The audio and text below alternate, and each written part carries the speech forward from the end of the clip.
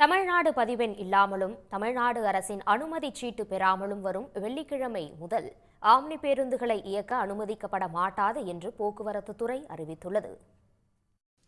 கடந்த சில மாதங்களாக அகில இந்திய சுற்றுலா அனுமதிச் சீட்டு பெற்ற வாகனங்கள் விதிமுறைகளை மீறி செயல்படுவது தெரியவந்துள்ளது. ஒப்பந்தப்படி சுற்றுலா பயணிகளை அழைத்து செல்லாமல் பயணிகள் பேருந்துகளைப் போல செயல்படுவதாக புகார் எழுந்துள்ளது. மேலும் வெவ்வேறு முன்பதிவு செயலிகள் மூலம் தனித்தனி கட்டணத்தை வசூலிப்பதும் தெரியவந்துள்ளது.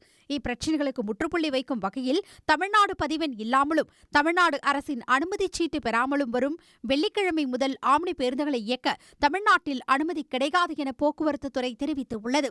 எனவே விதிகளுக்கு உட்படாமல் இயங்கும் வெளிமாநில பதிவெண் கொண்ட ஆம்னி பேருந்துகளில் பயணம் செய்வதை பொதுமக்கள் முற்றிலும் தவிர்க்குமாறு அறிவுறுத்தப்பட்டுள்ளனர்.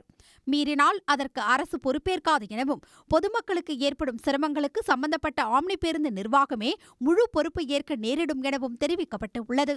உடனுக்குடன் செய்திகளை தெரிந்து கொள்ள சன் நியூஸ் பெல் ஐகானை கிளிக் பண்ணுங்க.